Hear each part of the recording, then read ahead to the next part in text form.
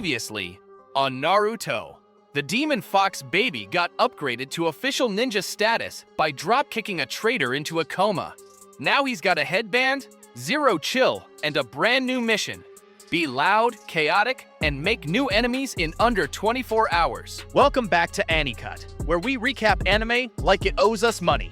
This is Naruto Episode 2. Let's get into it. So Naruto's officially on the books.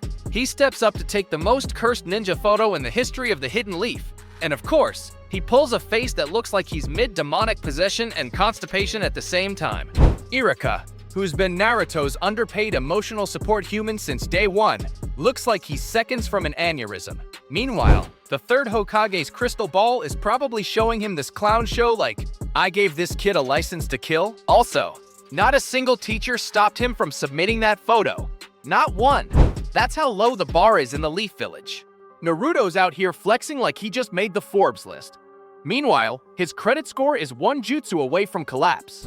Enter Konohamaru, 8 years old, delusional, and the third Hokage's grandson, which basically makes him village royalty. Too bad no one told him that royalty can still get knocked out by gravity. The kid eats third in public and immediately blames Naruto, because clearly he put the floor there. What follows is Konohamaru's villain origin story. Tripping, humiliation, and a bruised ego. So naturally, he declares Naruto his new rival.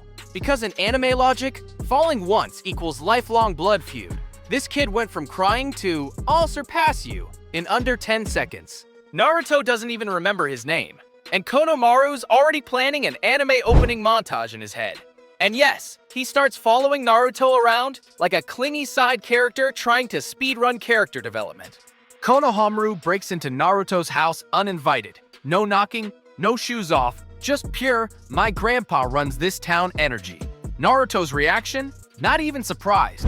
The bar's so low, he's probably just happy to have company that's not calling him a freak. So Naruto, the human equivalent of a cautionary tale, decides to train Konohamaru by teaching him the sexy jutsu, a forbidden, jutsu-enhanced striptease that has canonically knocked out multiple grown men.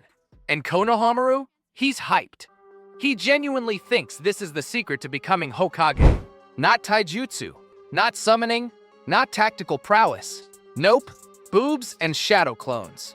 Somewhere, Jiraiya is crying proud tears into his sake bottle. Now we meet Ebisu, private tutor to the Hokage's grandson, dressed like a discount Men in Black agent and built like he reports people for jaywalking. Ebisu tries to drag Konohamaru away, calling Naruto a bad influence. And listen, he's not wrong, but he says it like he's talking about a wild animal, not a literal 12-year-old. Konohamaru resists, because Naruto gave him attention and showed him forbidden anime-grade thirst traps. And that's more affection than the Hokage ever showed him. So Ebisu challenges Naruto. Big mistake. Naruto responds with a multi-clone version of sexy jutsu, triggering a full-grown man to nosebleed himself into unconsciousness. No chakra, no combat, just psychological warfare via fan service. Ebisu came in thinking he was a jonin, left looking like he subscribed to 3 OnlyFans and got caught in 4K. As the episode winds down, we're supposed to believe that meaningful character growth has occurred. Naruto learned about responsibility, Konohamaru learned about earning respect, and Ebisu learned that his career is a joke. The Hokage gives them both a lecture about the will of fire, which sounds inspiring, until you remember this is the same philosophy that led to child soldiers and a village-wide mental health crisis. But hey, at least they have good PR. Konohamaru promises to train harder and become stronger, which is adorable until you realize they're literally conditioning a small child for warfare.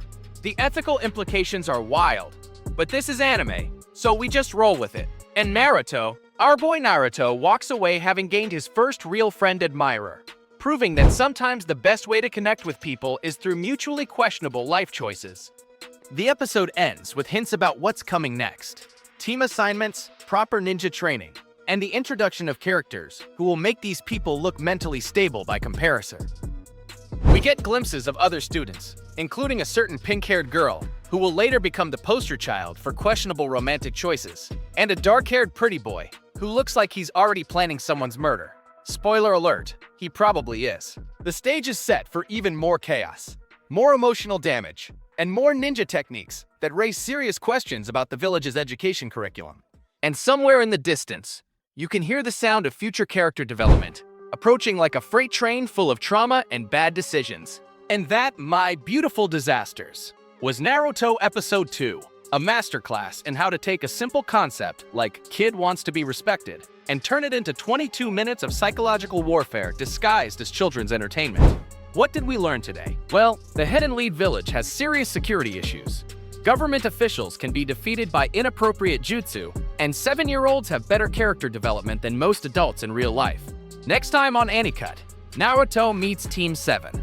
A mascara-wearing edgelord with family trauma, a girl whose entire arc is yelling Sasuke-kun, and a teacher who reads porn on rooftops and calls it strategy. You don't want to miss that disaster. Subscribe, hit that bell, or Ebisu might wake up and start teaching again. And nobody wants that.